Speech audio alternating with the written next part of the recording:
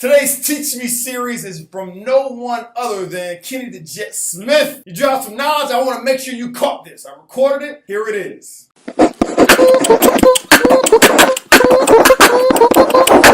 Hoop loudy. Everybody needs to hear this clip, and that is this. We all could have been in that position. Yeah. You're 6'3", 6'2" guys. You got to find the right team at the right time. So we all could have been there. So we all appreciate that hard work that he put himself through. When talking about Ingram, if you don't know her story, he's a guy that played in the D League / G League / Development League.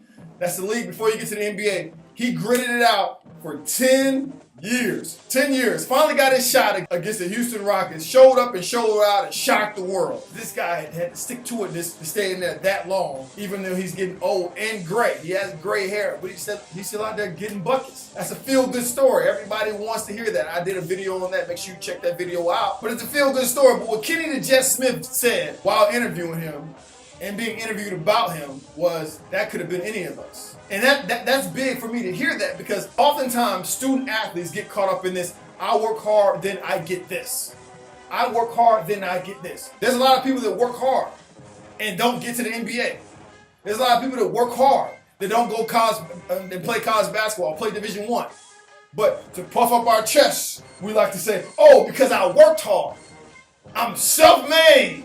But if things didn't happen the way they needed to happen, if you didn't play for that coach or you didn't get injured, but it has bearings on your final outcome. You can't make it to the NBA at 90 years old. So you have a certain amount of time. You get a coach that don't release you here. Like, there's things that happen. But when he said that, it's powerful to me, because what he said is something I've always known, but not a lot of people talk about this, and that is this. He could have been Andre Ingram.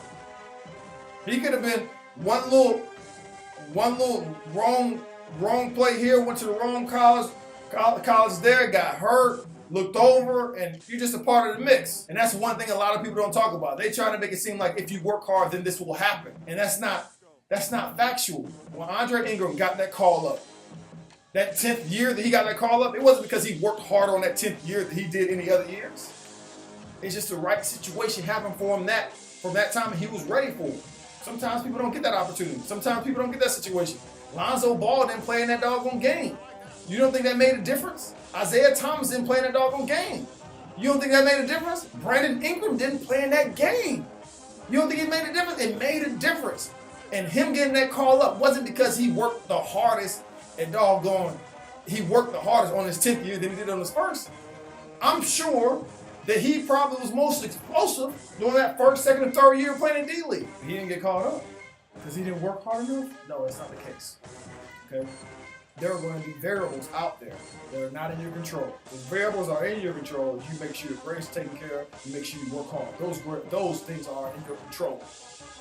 But a coach's playing style, it's not in your control. When I was playing in my school, listen, I played at one of my universities I played at. My coach had it made up in his mind, because he's great in this particular offense, that we're going to play this offense regardless. He didn't even see his players. He had just recruited his players. He was a new coach. He had us running to Princeton. He didn't care what we brought to the table collectively, right? So I say that to say this: you may be playing in a system that doesn't fully show what kind of player you are. It's not an excuse. It's a fact. It's a fact. All right. So that's a variable that you don't control. You may have torn your ACL your freshman year. That may set you back. You may be in a situation where you play a little bit of the year, but you get hurt, and they don't count it as a redshirt freshman medical redshirt year, and they count it against you. These things happen. And for people to have this mentality of, oh, just because I work hard, then everything's going to work out. That's not the case, my man. That's not the case. I wish people tell you that stuff because they want to puff up their ego, puff up their chest, and have attention to them. I'll tell you right now, there are guys that I went to high school with that were better basketball players than me. Flat out. Guess what? At the end of the day, I done went to not one school, but two schools. JUCO, and then I played a 4-year school and got my education paid for. Was that because I was better than those guys? No. I had opportunities afforded to me that I jumped on. Some of those guys didn't have opportunities afforded to them. They were able to jump on. Some of those people shot themselves in the foot by doing things that pulled them away from their goal.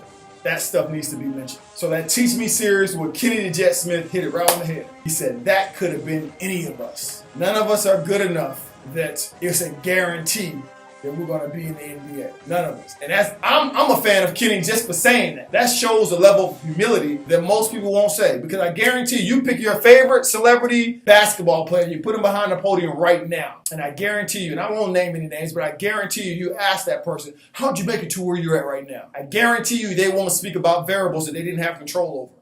I guarantee you they'll say, oh, I worked hard. I was the first one in the gym and the last one to leave. So was a lot of us.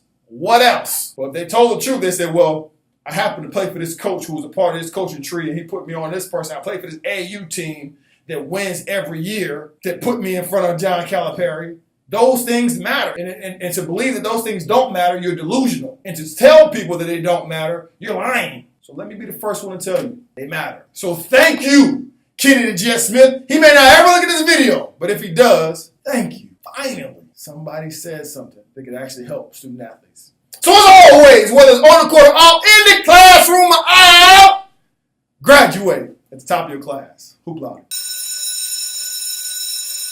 Poop.